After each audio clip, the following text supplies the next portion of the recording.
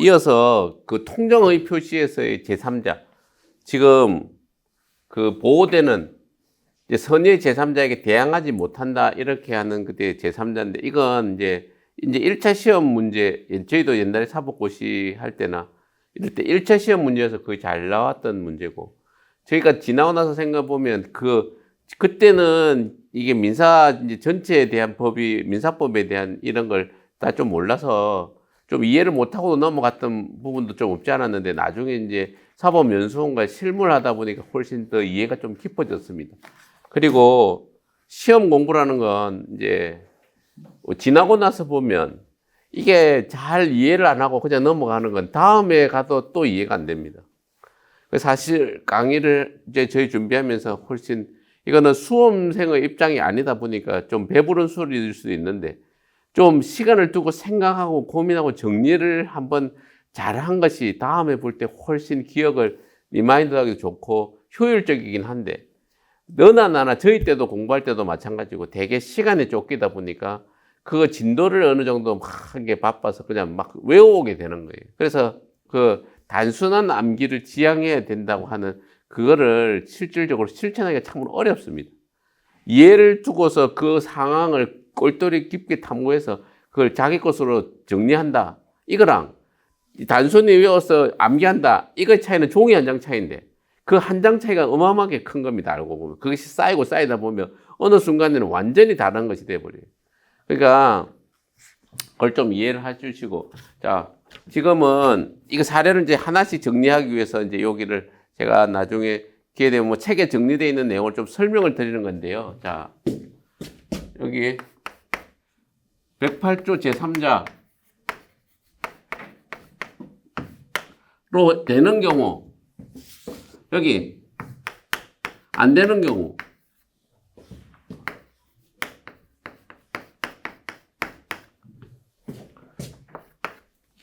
이런 경우는 이제 이 사례를 가지고 하나씩 정리해보면 설명할 테니까 자 이거는 이제 외우기 개념보다는 듣는 개념고 듣고 이해하는 개념으로 이렇게 생각하면 됩니다. 자 1번부터 해보면 가장매매 매수인으로부터 부동산을 매수한 자 이런 겁니다. 가불병 쉽게 이야기하면 가장매매의 매수인으로부터 부동산에 관계된 자 이 사람이 매수인입니다. 두 사람의 관계가 통정허위 표시를 했다는 가불은 항상 통정허위 표시나 뭐 둘이가 통모해서 문제를 무효라는 전제에서 제3자가 매수인 가등기권자 이런 거 다 상관 안 한다는 거예요. 기본적으로 가불 관계에 있어서 자 제3자냐 아니냐의 기본적인 내용 이런 거죠. 기본적인 이 외형 통정허위 표시 이 기본적인 취지는 통정허위 표시의 외관의 기초에서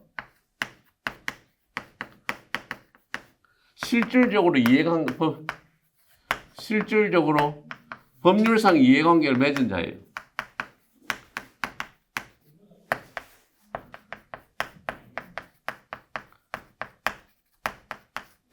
키워드가 이거거든요. 자, 통정허위 표시라고 하는 이 외관을 기초로 해서 새로운 실질적인 법률상 이해관계를 맺었느냐 안 맺었느냐. 그럼 자 가불관계 매매가 통정허위 표시인데 병이 매수인이 됐든 가등기권자가 됐든 새로운 법률상 이해관계를 맺었다. 이래 보라는 겁니다. 이해가 되시죠? 두 번째 가장 저당권 등기에 의한 저당권 실행에 있어서 부동산을 경납받은 자 가불이 여기서는 매매를 했는데 여기서는 건저당을 했어요. 가장으로. 가불관계는 항상 가장행위로 생각하시면 돼요. 가불이 가장건저당을 했는데 병이 낙찰을 받았어요. 그러면은 새로운 이해관계를 병의 소유권을 취득한 이 병이 제3자냐? 제3자로서 새로운 법률상 이해관계가 있다. 이래 보라는 거예요. 이해가 되죠? 자, 세 번째. 가장소비대차에 기한 채권의 양수인. 자, 갑이 을에 대해서 가장소비대차. 소비대차가 있는데 돈을 빌려주는 걸 소비대차라고 그러죠. 갑을 간에 소비대차, 가장 소비대차가 있는데 채권의 양수인이라 그러면 채권을 이렇게 넘긴 겁니다. 채권 양수인. 이 병을 지금 보호해 줄 것이냐, 아닐 것이냐.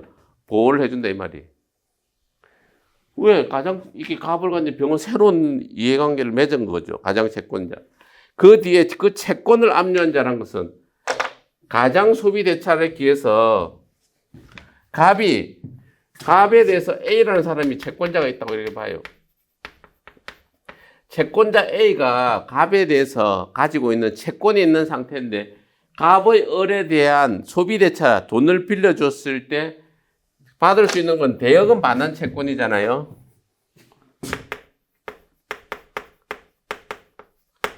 대여인. 이게 대여자. 돈을 빌리는 사람을 차용인. 소비대차라는 건 돈을 빌려준다 이 말이에요. 우리가 통상 말하는 대여금이 돈을 빌려준 사람, 대여한 사람, 빌린 사람이 있는데 그러면 돈을 빌려준 사람은 돈을 돌려받을 대여금 반환 채권이 있는데 이 갑에 대한 A의 채권자, 이 채권자가 이 대여금 반환 채권을 가압류했을 때 그때도 인정해 준다 이 말입니다. 자, 이 얘기를 조금 이해를 하려면 여기를 잠깐 봐요.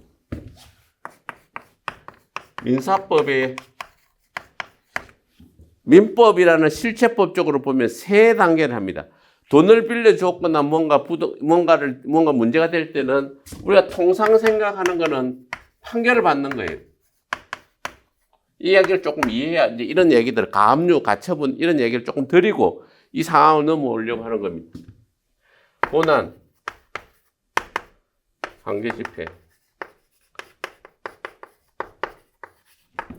우리가 예를 들어서 돈을 빌려줬거나 아니면 명도소송을 한다. 명도소송을 해봐요. 이 사례를 가지고. 갑이 을에게 이 소유자예요. 소유자가 여기 임차인입니다. 임대차 계약을 해가지고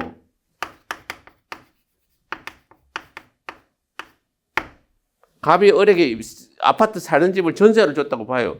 임대차 한 상태에서 을이 지금 임대차 기간이 종료했는데 안 비켜요. 월세도 잘 안 주고 만약에 월세 전월세를 끼고 했는데 을이 안 주고 있을 때 갑이 할 수 있는 조치는 뭐냐면 본안에서 할 수 있는 거는 명도 소송을 해야 돼요. 명도 청구.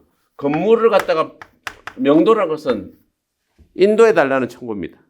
건물 명도 및 토지 인도 이게 점유하고 있는 토지를 인도하라는 청구를 그렇게 통상 건물 명도 등 청구 소송이라는 걸 해서 이 아파트를 나한테 넘겨라는 소송을 하는데 이 넘겨라는 소송을 하기 전에 이게 지금 을이 나쁜 마음을 먹으면 제3자한테 이거를 점유를 이렇게 넘겨놓는다고 전전세를 해놔요.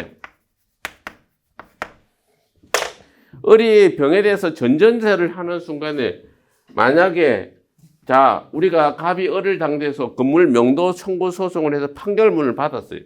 이 판결문 받은 걸 가지고 이제 판결문을 이렇게 수령하죠.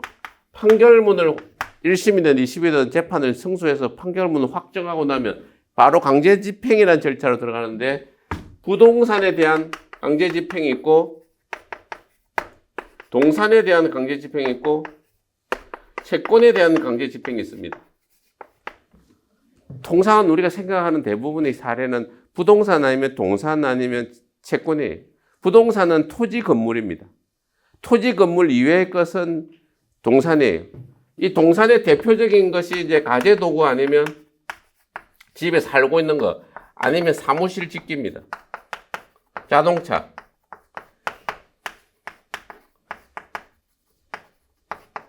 건설 중기 뭐 이런 것도 있는데 알고 보면. 그러면 좀 이해가 되시죠? 부동산, 토지 건물에 대한 아파트, 건물, 토지 이런 거에 대해서 하는 거고 채권은 대부분이 무슨 얘기냐면 예금 채권 아니면 월급 채권. 예를 들어서 소비대차 했으면 돈 빌려준 채권. 우리가 통상은 우리가 직장 같으면 월급을 받으니까 월급 채권. 아니면 예금 은행에 자기 재산을 갖다 은행에 돈 넣어놓으면 그 돈을 갖다 출금받을 수 있는 은행에 대한 예금 반환 청구권. 예금 채권 이런 정도의 집행을 다 하게 되는데 자 첫 번째 갑이 을에 대해서 지금 기간이 만료됐는데 안 나갔을 때 비켜달라고 하는 소송이 건물 명도 청구를 해서 판결문 받아서 부동산이니까 이게 돼서 건물 명도 집행관 사무실에서 위임해서 집행을 하러 나갔을 때 을이 병에 대해서 전전세를 하고 있으면 을에 대해서 판결문 이 받은 거 가지고 이 병에 대한 집행이 안 돼요. 이 병은 벌써 갑을 가는 재판에 있어서 병은 제3자가 되는 거예요. 변론 종결하기 전에 먼저 이렇게 넘겨놔 버리면 병에 대한 판결문을 확보하지 않으면 병에 대한 집행이 안 된다는 거예요. 그래서 그런 걸 피하려고 이제 하는 것이 여기 가압류하고 가처분인데 이 경우에 해당하는 것이 뭐냐면 점유 이전 금지 가처분입니다. 이렇게 넘기는 걸 점유 이전 금지 가처분 이해가 되시죠? 점유 이거 상태 임차인의 지위에 있는 이 점유를 이전 금지 넘기는 것을 하지 못하게 해서 하는 가처분입니다. 임시처분. 그게 무슨 얘기냐? 내가 이제 명도 소송을 해서 내보내려고 하는데 네가 내 명도 판결 끝나기 전까지 넘겨놓지 마. 대상을 을로 특정을 하려고 하는 것이 가처분입니다. 이때는 점유 이전 금지 가처분을 하고 가압류는 돈 받을 게 있는 금전 채권을 대상으로 하는 거예요. 가압류 채권은 내가 돈 받을 게 있을 때 주로 하는 게 가압류예요. 가처분, 금전 채권 아닌 것들을 대부분 하는 겁니다. 비금전 채권.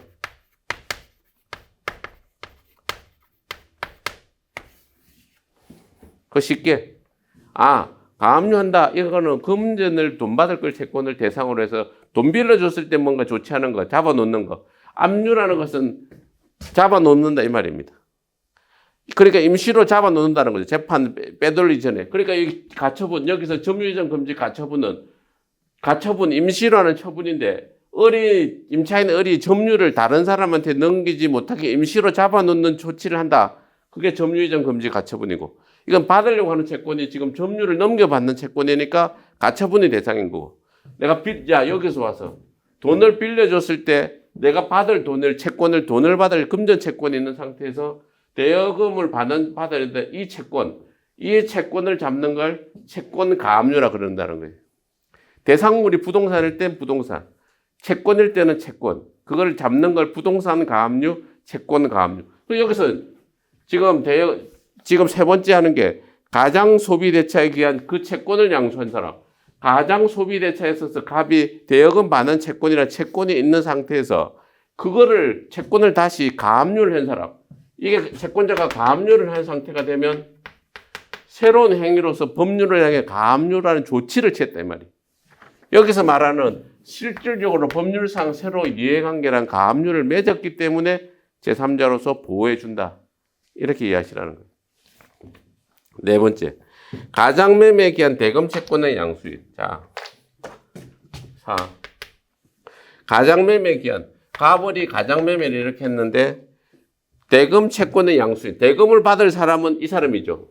매도인이 지금 가장매매에 기해서 가장매매에 기한 대금 채권. 갑이 을에게 대여금, 계약금, 중도금, 잔금 채권을 가지고 있는 매도인인데 이 매도인이 병에게 이렇게 넘겼다. 이 가장 채권자가 됐을 때 가장 채권을 넘겨받은 양수인 갑을이 가장매매 해가지고 갑이 가장매매에 기한 대금 반환 청구 채권이라는 것이 있죠. 계약금, 중도금, 잔금 청구권. 이 채권을 넘겨버리면 이 사람은 새로운 이해관계라 이 말이에요. 그 채권을 가압류한 사람. 가장매매에 기한 대여금 반환 채권을 이 사람이 똑같이 가압류한단 말이에요. 금전 채권을 가지고 있는데 대금 지급 청구권이죠. 자, 갑은 을에 대해서 대금 지급 청구권이 있는데 이 채권을 가압류를 한다는 건 아까 얘기대로 받을 것이 있을 때 이 목적물인 채권을 임시로 잡아놓는다 이 말이에요. 갑이 을에게 받을 이 채권을 임시로 갑이 못 받게 한다는 거예요. 내가 자기가 권리를 행사하기 위해서 갑의 권리를 채권을 이렇게 잡아놓는 거예요. 그게 이제 지금 4번이고 5번.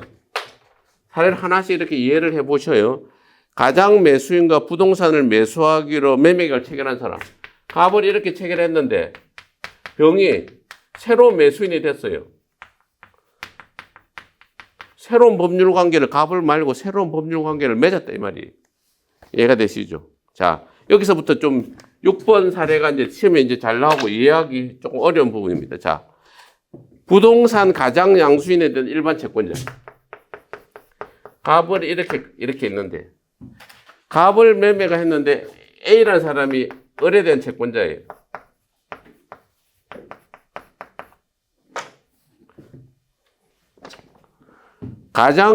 부동산 가장 양수인 을을 말하는 거죠. 부동산 가장 양수인에 대한 일반 채권자. 이 사람 A라는 사람은 쉽게 말하면 새로운 이해관계를 맺어가고 기존에 가만히 있었단 말이에요. 아무것도 안 한 사람. 여기서 두 개를 나눠서 A가 그냥 일반 채권자의 지위에 있는데 원래부터 가지고 있을 때는 제3자가 아닌데 여기서 새로운 조치를 했을 때 을이 새로운 조치를 했을 때는 인정한다는 말이에요. 새로운 조치가 뭐냐? 뭐가 압류가 됐든 가압류가 됐든 뭔가 새로운 조치를 하는 거예요. 상관없이. 아까 얘기했죠. 가압류, 압류 이런 개념은 좀 여기서 이해됩니다. 부동산에 대한 그 경매는 이해가 될 거고 동산에 대한 뭐 딱지 묻혀서 경매하는 건 이해가 되는데 채권에 대한 얘기를 이렇게 봐요. 자, 갑, 을, 이제 병. 자, 이게 사례를 가지고 이해하면 쉽습니다. 을이 이게 채무자예요. 갑에 대해서.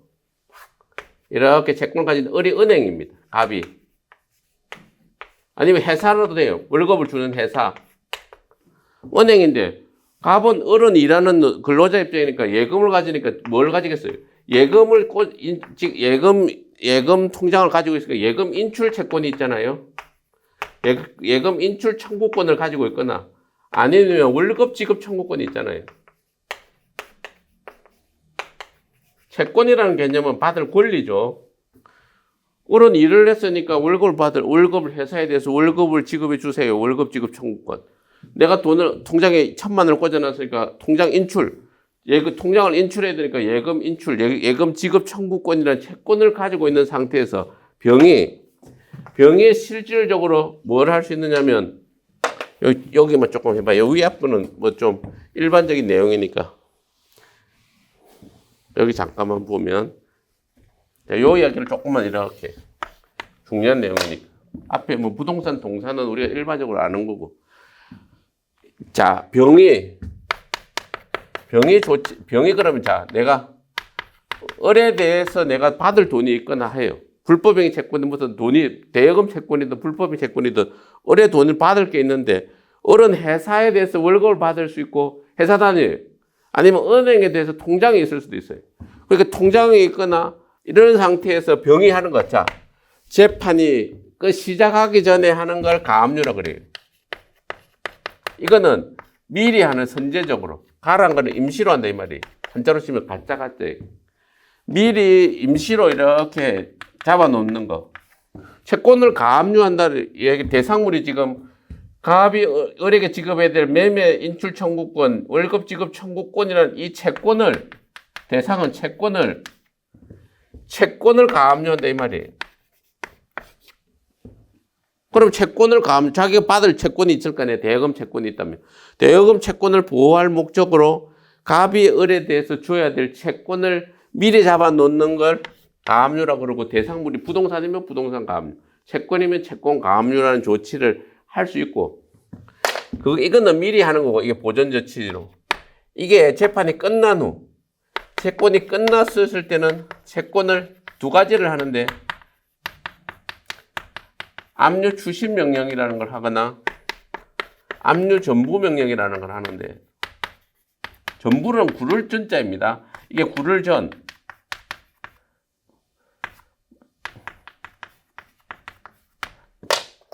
전부 명령은 잘 안 하고 보통은 압류 추심 명령이라는 걸 해요. 압류 잡아놓는다. 추심 쫓아가서 받는다. 우리 추심업체 이렇게 얘기하죠. 추심업체 전에 가가지고 돈 내놓으시오 하는 사람이 주심업체잖아요. 주심업. 조출주에 가서 봐서 받는다 이 말입니다. 압류, 못 움직이고 꽁꽁 묶어 놓는다 이 말이에요. 채권을 압류 주심 명령을 내가 판결이 받고 나면 채권을 가압류는 내가 판결이 나기 전에 이 돈을 빼가 버릴까봐 월급을 받아버려가지고 딱 이게 써버리거나 예금을 인출해서 돈을 써버릴 걸 대비해서 하는 게 가압류고 내가 판결을 다 받고 났을 때는 이걸 바로 채권을 가압류된 게 아니고 본압류, 여기 안에 본이란 게 있어요. 본압류로 인해 가지고 바로 압류 채권 주시면 바로 실행이 돼버리는 거예요. 이건 단순히 잡아놓는 거고 가압류는 압류 주심 명령을 한꺼번에 이렇게 하는데 이렇게 되면 어떻게 되느냐면 이게 제3채무자 은행은 이렇게 직업을 하면 이중직업의 위험이 생기니까 이렇게 돈을 바로 줘버려요. 압류 주심 명령 신청을 하면 나 입장에서는 내가 채권자면 을은 채무자라 그러고 병은 제3채무자예요. 나에게. 채권 채무 이랬는데 나 입장에서 보면 채권자 채무자 제3채무자 채무자의 채무자를 제3채무자라고 특정해요. 제3채무자인 은행은 을한테 줄 이유가 없어요. 채권 압류 주심 명령이 딱 사무실에 동작하는 순간에 너 줄 돈을 일로 주라는 의미로 묶어 놓으니까 압류 못 지급하지 마라. 주심 나한테 달라. 그리고 일로 주고 끝나버린다 이 말이에요. 그게 본 압류 주심 명령인 거고 가압류란 건 임시로 이렇게 가압류는 이렇게 주라는 건 아니고 이렇게 주는 것을 금지한단 말이에요. 왜? 돈을 줘버리면 어디 닦아 쓰든지 해버리면 돈을 못 받잖아요. 예금을 인출해가든 월급을 받아가지고 못 받아가니까 갑이 어렵게 둘 채권을 가압류 임시로 묶어둔다. 내가 판결 확정돼서 본압류에서 압류 출심하기 전까지. 그런 의미고 여기서 아까 말한 다시 5번으로 이제 지금 여기서 보면 부동산의 가장양수인에 대한 일반 채권자. 자, 일반 채권자는 그냥 가만히 아무것도 안 하고 가만히 있을 때는 새로운 이해관계를 맺은 것이 아니다 이 말이에요. 가만히 있을 때는 보호 안 하고 이게 거래 안전을 위해서 가장매매라는 외형이 만들어졌을 때 그걸 기초로 새로운 뭔가 액션이 나갔을 때 그 사람만 보호하자는 건데 그저 가만히 있을 때는 보호 안 하는데 그걸 뭔가 새로운 이 사람이 A가 일반 채권자가 압류를 하거나 가압류를 하거나 뭔가 새로운 조치를 하면 보호한다 이 말이에요. 판례가 취지가 이해되죠. 그러니까 가장양수인의 일반 채권자 제3자가 아니고 가장양수인의 일반 채권자가 가압류한 때 제3자에 해당하고 결국에 맥락은 비슷한데 결국에 뭐겠어요? 거래 안전이라는 그 조치를 당사자의 실체관계 실질을 진위하고 거래 안전이라는 두 개를 비교했을 때 제3자가 실질이 이런 조건을 갖춘다면 외외적으로 보호하자 이런 취지. 이 취지들이 알겠죠? 자, 7번. 허위 표시에 기초한 채무에 대해서 보정을 한 자가 보정 채무를 이행할 때 자, 갑을이 채권자 채무자예요. 병이 이래 보정인이었어요. 가장 소비 대책에서 채무를 내가 보정을 써줬는데 보정 채무를 이행해 버렸어요. 그럼 나는 병은 새로운 구상관계가 생기잖아요. 이렇게 직업을 보정 채무를 지급해 버리면 을에 대해서는 구상을 청구할 수 있거든요. 그러니까 새로운 보정을 해서 보정 채무를 이행해 버리면 구상을 하니까 새로운 이해관계를 맺은 걸로 보자 이거예요. 병이 보정을 이행하는 순간에 8번도 중요합니다. 지금 시험에 잘 나오는 거 보통 일반적인 것도 많이 나오는데 6번하고 8번은 거의 많이 나오는 지문인데 좀 이해가 좀 어렵다는 거죠. 자, 8번 보면 파산 채권자가 자, 이게 갑이 을에 대해서 이게 채무자였어요. 자, 채무자인데 이게 채권자였는데 파산자가 가장 채권을 보여다. 이게 이 사례를 조금 이해하면 이건 사례가 좀 8번은 조금 중요한 거 이거 좀 지우고 8번 이야기를 잠깐만. 파산자가 가장 채권을 보유하다가 파산이 선고된 때. 자, 새마을금고 이런 게 하나 있었습니다. 새마을금고가 있었는데 새마을금고에는 규정이 해가지고 있었는데 예, 자, 세무자 새마을금고라는 것은 내부적으로 내부 대출에 있어서 내부 관계에 있는 게 제한이 있어요. 대표자나 주주나 이런 사람들은 내부 제한이 있는데 어떤 사람이 A라는 사람이 이게 대주주다. 대주주는 이 사람 대출을 새마을금고로부터 대출을 못 해요. 요 사람을 세워가지고 대출을 지금 어리는 사람을 이제 대출을 세웠어요. 가장 소비 대차가 일어났어요. 가장 소비 대차가 일어났는데 얘가 이제 파산을 했어요. 근데 이제 갑이라는 파산 관제인이 등장했어요. 자, 이 파산법에 대한 얘기도 제가 조금 해볼게요. 여기서 효과는 지웁시다. 아무래도 뭐 이런 얘기를 좀 들어놓는 것이 좀 아주 도움이 됩니다. 파산이라는 건 예를 들면 어떤 사람이 빚잔치 하는 거죠. 개인이 파산하면 개인 파산, 법인이 파산하면 법인 파산입니다. 법인이 채무의 무자력이 된 상태입니다. 돈을 질 수 없을 때 파산을 법인 회생, 청산 가치, 잔존 가치를 따져서 청산 가치보다 잔존 가치가 커서 사업을 계속할 실익이 있고 사회적인 실익이 있을 때 잔존 가치, 계속 가치가 청산했을 때, 빚잔치 했을 때보다 이익이 클 때는 법인을 회생을 하기도 하고 법인이 회생이 안 되는 청산 가치가 아예 청산하는 게 낫겠다. 이러면 그냥 법인을 파산시킵니다. 새마을금고라는 법인을 빚이 너무 많아서 파산을 시켰어요. 그러면 파산관제인이라는 것을 요새 회생법원에서 파산관제인을 지정해서 들어와요. 그랬을 때 여기 이야기입니다. 파산자가 가장채권을 보유하거나 파산했을 때 파산관제인의 지위가 제3자냐 아니냐의 지위 입장에서 파산을 했을 때 파산관제인의 역할은 실질적으로 이 채권을 재산을 관리하는 사람에 불과한 거예요. 재산을 관리하는데 이게 파산하는 이 파산자가 아니고 파산자의 채권자의 보호를 위해서 인정한다는 거예요. 되게 판례는 우리 법원은 되게 이 논리적인 일관성을 추구하는 것도 있지만 개별적 구체적인 타당성을 되게 강조하는데 파산자 있고 파산자의 채권자가 있을 때 이 파산 채권자들을 보호하기 위해서 파산관제인은 이거하고 별개의 새로운 파산관제인은 제3자의 지위를 부여하자 그런 취지입니다.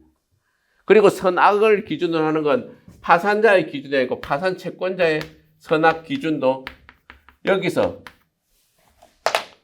결정한다. 이게 이제 판례의 태도입니다. 파산관제인이 새로운 이해관계가 모든 게 뭐냐? 파산 선고가 됨으로써 법원이 파산관제인을 선정하는 행위가 이런 새로운 이해관계로서 보호해야 될 거냐 안 할 것이냐. 이 채무자보다 파산자보다 파산 채권자를 둘러싸 있는 사람을 보호해야 될 실익이 크다고 보는 거예요. 그런 취지에서 제3자를 정한다 이런 얘기고. 9번 제3자로부터 목적물을 전덕자 갑을 이렇게 했는데 제3자로부터 목적물을 전덕한 제3자 전덕이라는 것 대신에 수익자 전덕 이렇게 넘어갈 때 이렇게 넘어가는 이 사람들은 다 보호를 해준다 이 말입니다. 가장의 저당권 설정에 기한 저당권 실행에서 부동산을 경납받은 자, 갑을 이렇게 가장의 저당권 설정에서 이 사람이 저당권자가 이렇게 됐는데 이 저당권을 가장으로 해서 자기 목적물에 저당권을 설정을 해준 사람으로부터 누군가가 경락이 됐다. 그러면 가장의 저당권 설정 등기에 의해서 부동산을 경락받은 보호해준다. 자, 내용을 이게 짧은 시간에 뭔가 단순하게 외우면 어렵고 찬찬히 이렇게 이해를 해도 다 어려운데 되게 어려운 상황에서 자, 기존 통정의 표시라는 외관의 기초에서 새로운 실질적으로 법률상 이해관계를 맺었느냐 안 맺었느냐를 기준으로 한다는 거예요. 그래서 아까 대표적으로 안 되는 것이 갑을 이렇게 했을 때 가장 양수인의 일반 채권자에 지에서 아무것도 안 할 때는 보호를 안 한다 이 말이에요. 이 사람이 뭔가 하나라도 더 했을 때는 그 새로운 뭔가 행위에 대해서 보호를 해준다는 거예요. 그 취지를 가지고 인정하지 않는 경우를 봅시다. 여기.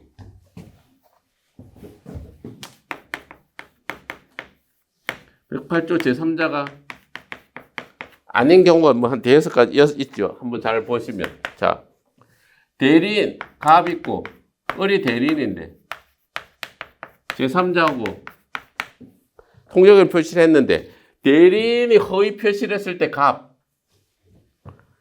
본인에게 대리인이 허위 표시를 하면 그 효과가 갑에게 귀속되는데 갑은 새로운 이해관계를 맺은 게 아니다 이 말이에요. 그냥 가만히 있는 거예요. 갑은 본인은. 아니면 회사 법인이고 여기는 대표자. 대표기관이 회사 사장이 뭔가를 허위 표시를 해서 상대방을 그랬을 때 회사 새로운 이해관계를 가만히 있는 거예요. 여기서 말하는. 그냥 일반 채권자 너는 가만히 새로운 뭔가를 액션이 가야 되지. 액션을 안 간 사람은 안 보한다. 이런 취지로 이해하시고. 두 번째, 이게 이해 2번도 좀 이해됩니다. 이게 갑을 가장 채권이 있는데 가장 채권을 넘겨받은 사람. 채권의 추심을 위해서 양수한 경우 채권 추심을 목적으로 단순히 양수한 경우는 안 된다. 이게 취지를 가만히 생각을 해보시면 자, 채권을 추심한다는 것은 이렇게 넘겨서 이 사람이 실행을 한다는 건데 이게 뭔가 새로운 이해관계를 맺은 거로 볼 건가? 이 사람은. 아니면 내 돈 받는 것, 추심이라는 돈 받는 건데 야, 새로운 이거를 채권을 이렇게 넘겨줘야 될 채권이 있는데 이 병이 양수인은 양수인인데 채권을 넘겨받으려고 한 이 사람 내지는 여기 다르게 보면 우리가 위에 채권 양수 되어 있죠. 가장 소비대책기한 채권의 양수인. 이게 가장 소비대책기한 채권의 양수인하고 채권 추심을 이거는 그냥 일반 양수인이고 이거는 그냥 채권 추심이란 이 두 개를 구별을 해놨다 이 말이에요.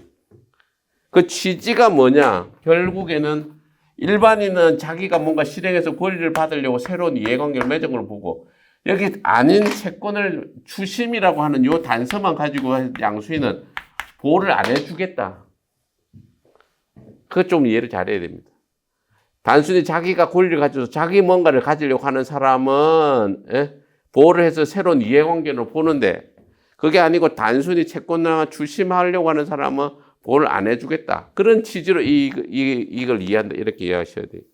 자, 3번. 가장양수인의 가장양수인의 채권을 대의행사하는 사람. A라는 사람이 있고 합을 이렇게 있다 쳐요. 가장양도인의 가장양수인에 대한 채권을 대위행사하는 일반 채권자. A는 갑에 대한 채권자인데 가장양도인이 가장양수인에 대한 채권, 갑의 을에 대한 채권을 단순히 이렇게 대위행사하는 지위에 있는 것, 새로운 이해관계를 맺은 게 아니다 이 말이에요. 새로운 이해관계를 맺은 거 아니면 안 보하자. 그 다음에 4번 제3자를 위한 계약에서 제3자. 자, 갑, 을이 이렇게 가장 매매 계약을 했는데 병을 위한 이게 제3자를 위한 계약을 했는데 제3자를 위한 가장 매매를 이렇게 했다고 쳤을 때 가장 매매 수익자를 만약에 병으로 잡았을 때 병은 가만히 있는 거다 이 말이에요. 둘이 갑을 간에 가장 매매 계약을 했을 때 병은 그냥 새로운 뭔가를 액션이 안 나고 가만히 있을 때는 그냥 보호 안 하는 제3자다. 이런 취지입니다. 가장 매매에 있어서 제3자를 위한 가장 매매, 가장 거래에 있어서 제3자. 가만히 있는 거라 이 말이에요. 제3자는. 가장 채권을 허위 양도한 경우 채무자. 자, 갑, 을이 이렇게 아까 여기 쓰죠. 이게 가장 채권이 이렇게 있는데 가장 소비대차니 가장 채권이 소비대차가 있는데 이게 양수인인데 계속 보호하는 것들은 지금 보호하는 건 이쪽 새로운 이해관계를 맺은 양수인은 보호를 해주는데 그 원래부터 가만히 있는 채무자 이 사람은 양도가 되든 양수인인 양도가 되든 양수가 되든 아무 이해관계가 변동이 없다. 이런 취지로 이해하라는 거예요. 자, 마지막으로 6번째. 가등기를 하기로 가장양도를 했는데 양수인이 자, 갑, 을이 이렇게 했는데 이 사람이 가등기를 이렇게 을이 갑에게 해주기로 했는데 이게 가장매매를 이렇게 했어요. 가장매매를 한 상태에서 이렇게 가등기를 해줬어요. 원래 가등기를 해주기로 한 사람은 을인데 병한 가등기를 안 해주고 병한테 넘겼는데 병이 다시 그냥 가등기를 해줬어요. 그랬을 때 이 사람은 새로운 이해관계 아니고 원래 가등기를 해결했던 사람한테 가등기를 넘겨받은 사람이 불과하다. 새로운 실제관계에 있어서 1대 갑은 선의의 제3자가 아니다. 그 맥락이 뭐냐? 실제관계를 자꾸 짜져 들어가서 채권 출신만을 위한 단계까지는 안 봐준다.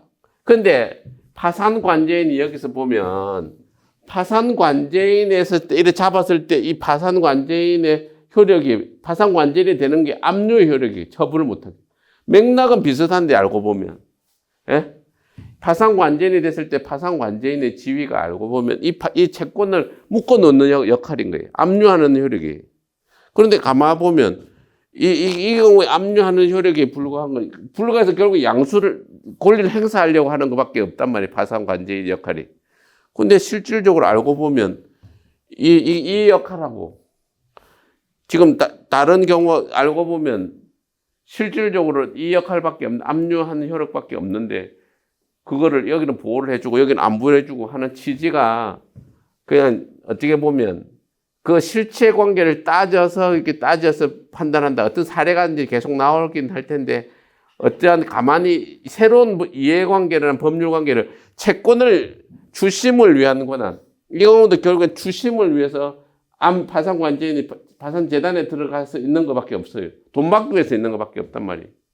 근데 맥락은 좀 비슷한 것 같은데 이 경우는 보호를 해주고 이 경우는 안 보호해주니까 그것에 대한 이 학자들 간의 비판들은 많은데 맥락을 좀 더 들어가 보면 이런 경우에 파산 채권자들을 보호하자는 맥락이 강하고 채권 출신만 의뢰받은 양수인은 채권만 출신받는 거니까 그냥 이거는 보호를 안 해준다.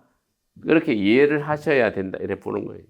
이게 종이 한 장 차이고 큰 틀에서의 실질 관계에서 그중 새로운 이해관계를 맺었느냐, 거래 안전의 관점에서 문제를 접근하고 있다. 이렇게 이해하시면 되겠습니다. 오늘 지금 통정의 표시에서 제3자 얘기했는데 이게 비진의 표시에서의 제3자도 해당하고 나중에 다른 제3자 보호 규정에 있는 제3자를 통정의 표시 다 끌어다 넣어놨는데 통정의 표시가 제일로 대표적인 리등 사례라서 그래요. 아까 얘기했듯이 우리가 절대적 무효가 해야 되는 게 103조입니다. 103조를 유시해서 104조, 그 다음 강행법규 위반, 법률행위 내용의 무효가 돼버렸을 때는 절대적 무효예요. 절대적 무효는 741조에 적용해서 746조 본문으로 넘어가고 제3자 보호 규정이 없어요. 그게 아니고 이렇게 여기서 지금 얘기하는 통정의 표시, 비진의 표시, 착오, 사기, 강박은 제3자 보호 규정이 있고 제3자 보호 규정이 있다는 건 상대적 무효고 이 무효 효과는 741조 본문이 적용되는 거고 746조 불법원인 급여가 안 적용되는 거고 그랬을 때 이 제3자 범위를 인정되느냐 안 되느냐의 포인트 과실을 불문하고 선의 여부만 따지는데 새로운 이해관계를 실질적으로 맺었느냐 안 맺었느냐는 관점에서 제3자를 본다. 이걸 잘 이해하시고 그 103조하고 이 통정의 표시의 그 효과에 대한 내용을 잘 이해하시면 민법에서 되게 성립 부분에 대한 이해가 아주 잘 된 거라고 이해하시면 되겠습니다. 오늘 강의 잘 들으셔서 감사합니다.